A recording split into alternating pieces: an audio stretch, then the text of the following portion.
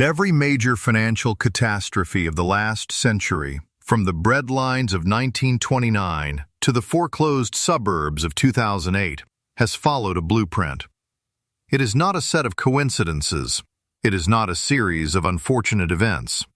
It is a precise, mathematical, and psychological pattern that repeats with the cold reliability of a heartbeat. Wall Street knows this pattern. The Federal Reserve studies it behind closed doors. The family offices managing billions for the world's elite have built entire hedging strategies around it. But for the average investor, the person whose retirement depends on a 401k or a modest brokerage account, this pattern is the best-kept secret in the world of finance. Why? Because the moment the public learns how to spot the warning signs is the moment the liquidity dries up. If everyone ran for the exit at the same time, the system wouldn't just dip, it would vanish. Today, I'm going to peel back the curtain. We are going to walk through the 5 stages of a market collapse, a sequence that appears months, sometimes years, before the first domino falls. We aren't just looking at history, we are looking at a mirror of right now. And by the time we reach the end of this analysis, you will realize that we are much further along in this sequence than the headlines want you to believe.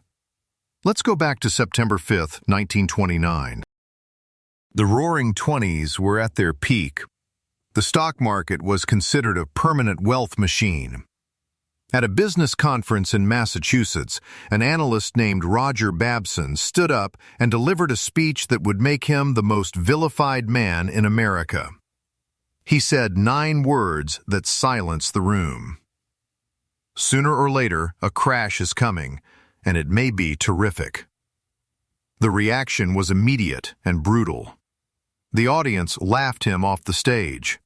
The newspapers labeled him a doomer and a prophet of gloom. Even Irving Fisher, the most celebrated economist of the era and a Yale professor, publicly humiliated Babson, declaring that stock prices had reached what he called a permanently high plateau. Fisher wasn't just an academic. He was the voice of the establishment. He represented the consensus that the new effort had conquered the boom and bust cycle forever. 47 days later, the plateau shattered. The market didn't just fall, it disintegrated. Irving Fisher, the man who believed the party would never end, lost everything. He spent his final years in debt and died in poverty, a cautionary tale of academic arrogance. Roger Babson, however, had spent years developing a systematic method for analyzing the plumbing of the financial system. He wasn't guessing. He wasn't looking at the charts that everyone else was looking at. He was looking at credit levels, market concentration, institutional behavior, and what he termed trigger vulnerabilities.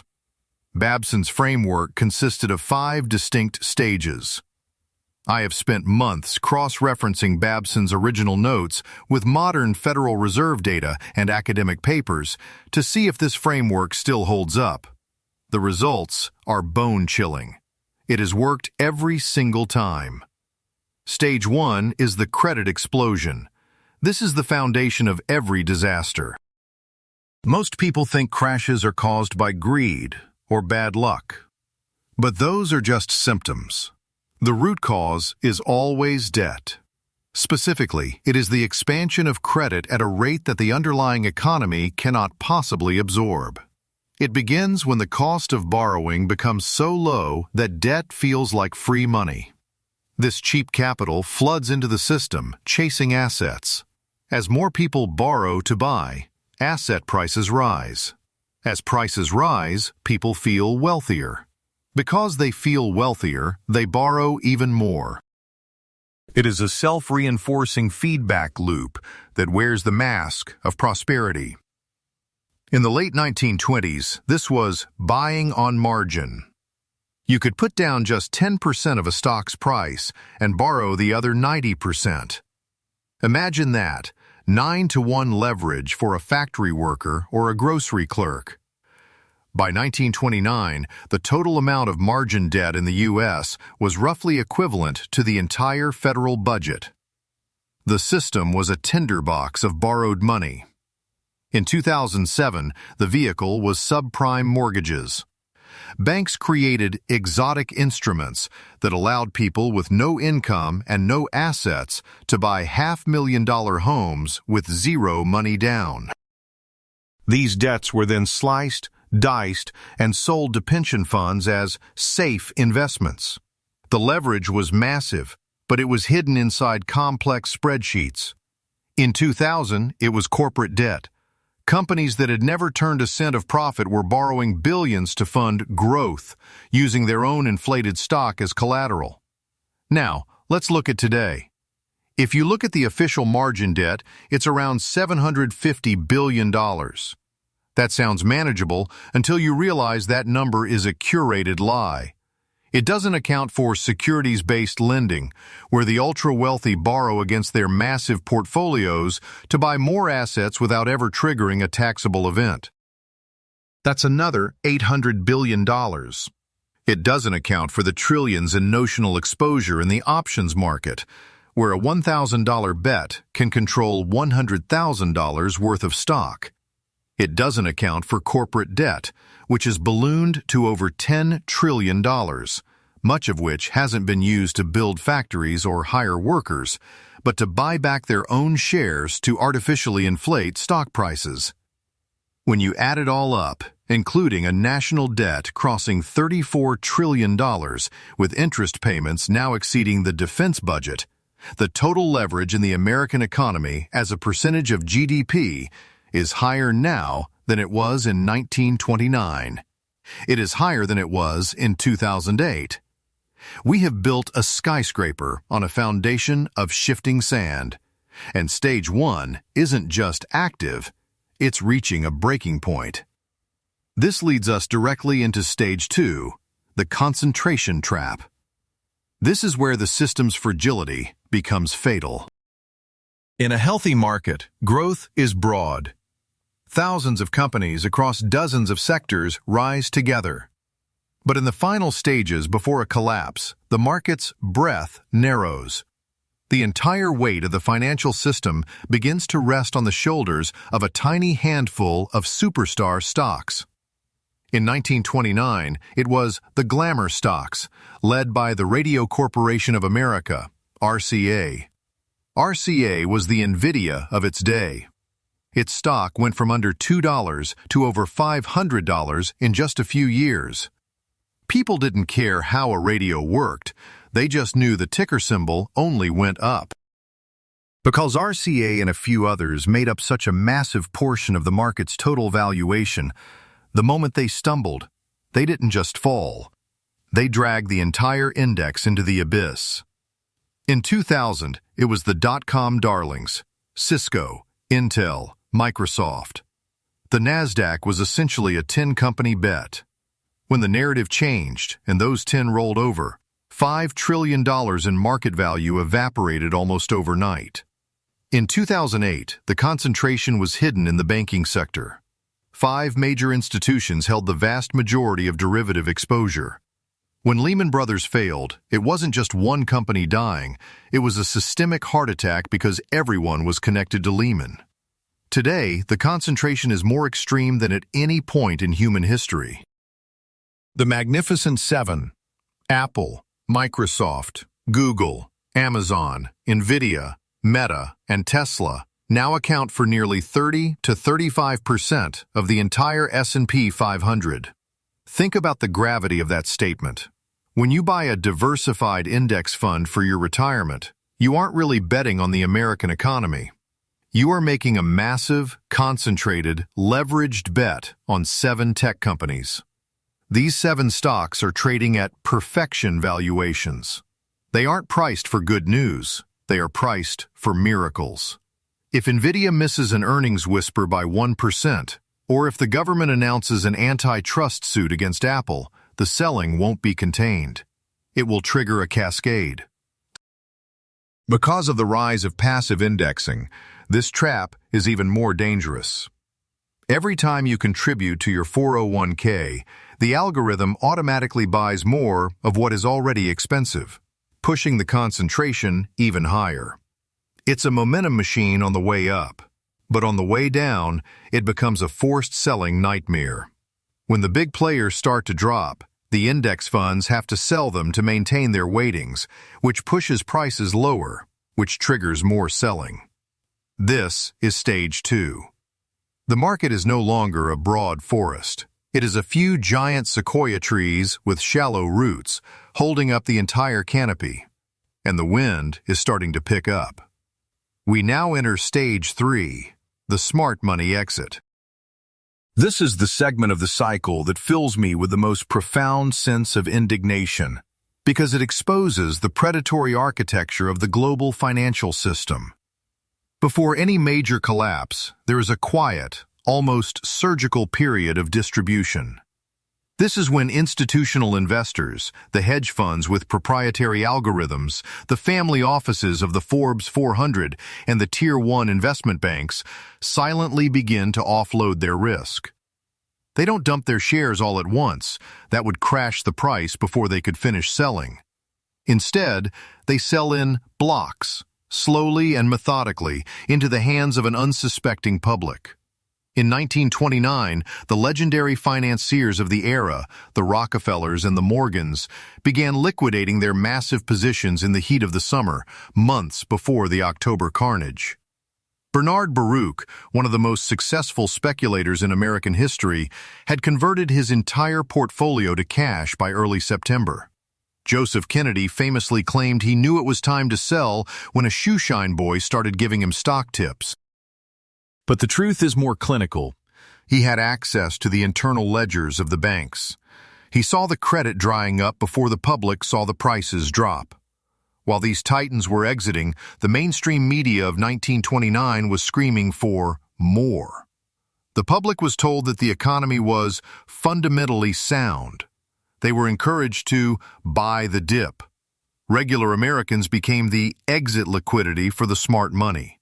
They were the ones holding the bag when the music finally stopped. In 2007, the pattern was even more cynical. While Goldman Sachs was publicly marketing subprime mortgage-backed securities to its clients as high-quality investments, its internal ABX trading desk was aggressively betting against those very same securities. They were shorting the product they were selling. At Countrywide Financial, the largest mortgage lender in the U.S., executives were dumping hundreds of millions of dollars in personal stock while appearing on television to tell investors that the housing market was robust. Now, look at the data today. We are witnessing a historic divergence. Corporate insider selling, the measure of when CEOs and CFOs sell their own company shares, has reached levels not seen in decades. Jeff Bezos, Mark Zuckerberg, and the Walton family have offloaded billions of dollars in stock in the first half of 2024 and 2025. The ratio of insider selling to insider buying is at a staggering extreme. These people know their companies better than any analyst on CNBC. If they are selling, they are telling you something without saying a word. Meanwhile, the retail investor, the regular person using Robinhood or contributing to their 401k, is pouring money into the market at record rates. They are buying the all-time highs, fueled by FOMO and the narrative of an AI revolution. This is the classic distribution phase. The smart money is moving into cash, gold, and short-term treasuries, while the public is being ushered into the most expensive equity market in history. This isn't a coincidence. It's the script. This brings us to stage 4, the liquidity illusion. This is the most deceptive phase of all because, on the surface, the water looks calm. Prices remain stable. Volatility is low. The VIX index, the market's fear gauge, often sits at multi-year lows during this stage. But underneath the surface, the oxygen of the market is being sucked out of the room. Liquidity is the ability to buy or sell an asset without significantly moving its price. In a liquid market, you can sell $1 million of Apple stock and the price barely moves. In an illiquid market, that same sell order causes the price to gap down 5%. Liquidity is what prevents a decline from becoming a free fall. In 1928, the Federal Reserve began raising interest rates to curb irrational exuberance. For over a year, the market ignored them and kept rising. People thought the Fed was irrelevant. What they didn't realize was that the Fed's tightening was slowly draining the reserves out of the banking system. When the selling finally started in October 1929, there were no buyers on the other side. The bids simply vanished. Stocks didn't just go down, they gapped to zero in some cases because the liquidity had been evaporated months prior. In 2008, the same illusion occurred. The Fed had been raising rates since 2004. Housing prices had already started to cool in 2006. But the stock market didn't care. It hit all-time highs in October 2007. Investors thought we had achieved a soft landing. Then the liquidity event hit. When Bear Stearns and later Lehman Brothers collapsed, the repo markets, the plumbing of the global financial system, seized up. Suddenly, no one knew who was solvent. Credit markets froze. Without the oil of liquidity, the entire engine of global capitalism ground to a halt in a matter of weeks. Look at our current situation. The Federal Reserve has raised interest rates at the most aggressive pace since the early 1980s. They have moved from 0% to over 5% in a heartbeat. They are also engaging in quantitative tightening, QT, removing hundreds of billions of dollars from the system every month. And yet, the S&P 500 is hitting record highs. The experts say this proves the economy is resilient. History says it's the liquidity illusion. The cracks are already visible if you know where to look. In March 2023, Silicon Valley Bank, Signature Bank, and First Republic collapsed in the blink of an eye. These weren't small banks. They were the 14th and 16th largest in the country. They failed because of a liquidity mismatch caused by rising rates. The Fed had to print nearly $400 billion in a single week to backstop the system. That wasn't a sign of strength. It was an emergency resuscitation of a dying patient. The Treasury market itself, the largest and most liquid market in the world, has had flash moments where liquidity disappeared entirely. We are walking on a frozen lake, and the ice is getting thinner every single day. Finally, we reach stage 5, the trigger. This is the match that lights the fuse. The most important thing to understand about the trigger is that it is almost never what people expect. It isn't the known unknown that everyone is talking about. It is the unknown unknown. In 1929, the trigger wasn't even an American event. It was the arrest of Clarence Hattrey, a British financier, for fraud. It seemed like a footnote in the London papers. But Hattrey's collapse forced British banks to pull their capital out of the New York Stock Exchange to cover their losses. That tiny ripple in London became a tsunami on Wall Street. The system was already so fragile from stages 1 through 4 that a minor fraud case across the Atlantic brought down the world economy. In 2008, people think Lehman Brothers caused the crash. It didn't. Stages 1 through 4, the subprime debt, the concentration in bank balance sheets, the insider selling, and the tightening of credit, had already prepared the explosion. Lehman was just the spark. If it wasn't Lehman, it would have been AIG. If not AIG, then Merrill Lynch.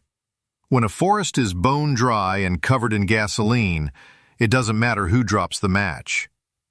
So, what is the trigger for 2025 or 2026? It could be geopolitical.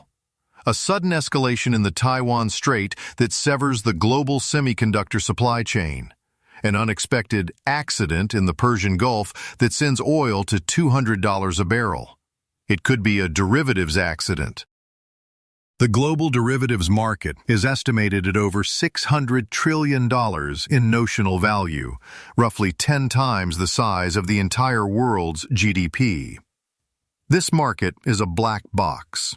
If one major counterparty, like a European megabank or a massive Japanese pension fund, fails to meet a margin call, it could trigger a cross-default chain reaction that no central bank can stop. It could be the commercial real estate time bomb. Trillions of dollars in office building loans are coming due in the next 24 months. These buildings are half empty due to the remote work shift, and they are worth 40% less than when the loans were taken out. When those defaults hit the balance sheets of regional banks, the liquidity illusion will shatter instantly. The timing is the only thing we cannot predict with certainty. But when all 4 prior stages are flashing red, the 5th stage, the trigger, historically arrives within a 12 to 24-month window. We reach that state of 4-stage confirmation in late 2024. This brings us to the most important part of this discussion. What do you do? Roger Babson didn't just survive 1929. He prospered. He didn't panic. He prepared. He recognized that return of capital is more important than return on capital during a Stage 4 transition. He held cash. He bought tangible, productive land. He avoided the momentum stocks that everyone else was chasing. Irving Fisher, the brilliant Yale economist who mocked him, lost his home, his fortune, and his legacy. He died in 1947, still trying to explain why his mathematical models failed. He failed because he ignored the human element, the pattern of credit, concentration, and liquidity. I am not a financial advisor. I am a historian of cycles. I am telling you that the pattern is currently 100% complete. The blueprint for the next Great Reset has been drawn. You can choose to listen to the analysts who are paid by the banks to keep you invested, or you can listen to the cold, hard data of the last 100 years. How much of your life's work is tied up in 7 tech companies? How much dry powder do you have if the market gaps down 20% in a single week? If your financial survival depends on the Federal Reserve being perfect, you are in a very dangerous position. Because the Fed has never, not once in its history, prevented a crash that was already in Stage 4. The warning is the pattern itself. Now that you see it, you can never unsee it. The choice of how to position yourself for what is coming is yours. But remember, in 1929 and 2008, the people who were destroyed weren't the ones who didn't know. They were the ones who knew but refused to act. If this deep dive into the 5 stages gave you a perspective you won't find on the evening news, subscribe and hit the bell. Over the next few weeks, I'll be releasing a detailed breakdown of Stage 1, the credit explosion, and showing you the specific charts you need to watch to time your own exit. Knowledge is the only hedge against chaos. Applied knowledge is power. Don't be an Irving Fisher. Be a Roger Babson. The pattern is clear. The clock is ticking. I'll see you in the next analysis.